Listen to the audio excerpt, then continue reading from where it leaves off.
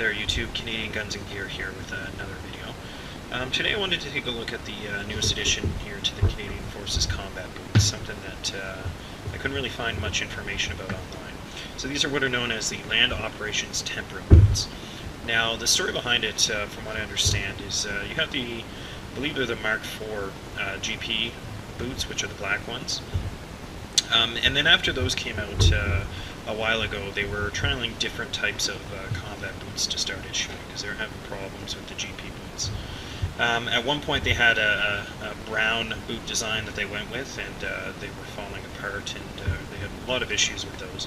So this was kind of the solution that they came out with for the newer generation of combat boots. Now, from what I understand, there's a couple different versions of this Land Operations boot. This is the one that I have here. So these ones are actually made by Royer, and here's the information on them here. So they're called the Boots Combat Land Operations. Now, they've gone and stayed with the brown design, but they've added quite a few things here that are not as common for some of the previously issued combat boots. So we're going to take a look at them, and I'll kind of give you my opinion here. So taking a look, the biggest thing you're going to notice first off here is the fact that they actually have a zipper on them, which has never been on any issued combat boots before. Now, it's going to make it easier to get the boots on and off, but when you add a zipper into something like a combat boot, you can run into issues with either the zipper deteriorating or things like sand and dirt and stuff getting into the zipper and causing problems. Another thing I also notice sometimes with the zipper on the side of combat boots is you have the little flap here that kind of goes over it, and it uses Velcro. So over time, this Velcro here can actually get some material, whether it be little threads or dirt or whatever, and it can be ineffective, leaving this to not want to secure nicely. Now, I've had these boots for probably about 2 or 3 weeks now, and I've worn them for a bit. So before I kind of give you my opinion on them here, we'll take a look at them in general, get an overview of them. So again, they're in the brown. They appear to be, I guess, a leather material combined with a more breathable kind of fabric, which will, in theory, give the boot more ability to breathe and, you know, be more breathable on the foot, causing less sweat. So that's kind of the design. They've got lots of little different areas here for more breathing. Now, they have the zipper on the inside, and that's going to be on both of them here. The zipper itself seems to be of good quality, and I haven't had any issues with it so far. However, I haven't been in an environment where it's going to get too dirty. Now, when you open it up, it gives you lots of room here to get the boot on and off.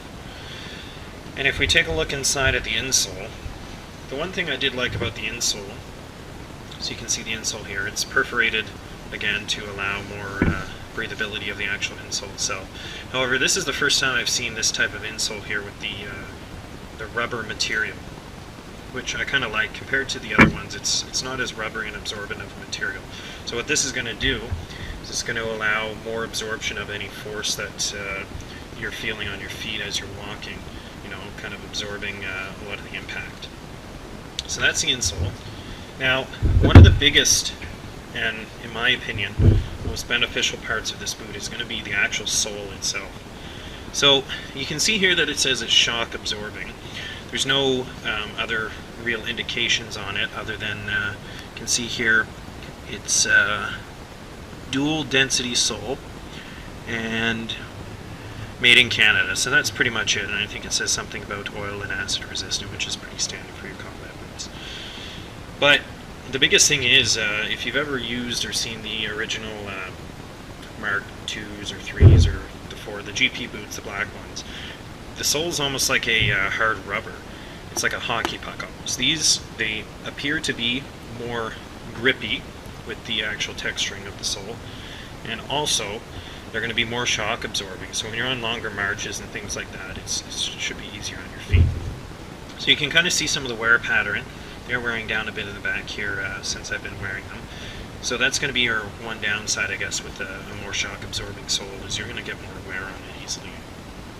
So that's the bottom of the boots there. So I've got my second pair here that I actually haven't broken or worn yet, so we'll kind of compare it. I guess this is the unused sole here compared to one that's been used for a couple of weeks. So you can tell it's quite a bit dirty, but you do have some wear down of different areas of the boot here. So that's the comparison right there. So overall, they're definitely a lot nicer feeling on the feet when you're walking. You can tell right away as soon as you put them on that it's a lighter feel on your feet, and it definitely feels more shock absorbing. The breathability, I do find my feet still get sweaty in them, even though it's a different material. It's not a solid leather piece. You've got a lot of cushioning and stuff. However, it is manageable with the right use of socks. So that's kind of the overview of these boots here. I'm going to be wearing them for a while here, and we're going to hopefully do a more in-depth review here once I've got some more miles on them, and we'll tell you how it feels and how they're doing. So I wanted to just do this video so that you could get an idea. I haven't seen many YouTube videos on these actual boots kind of showing them off at all. So hopefully this will give anyone an idea about the quality and what they are. So thanks for watching.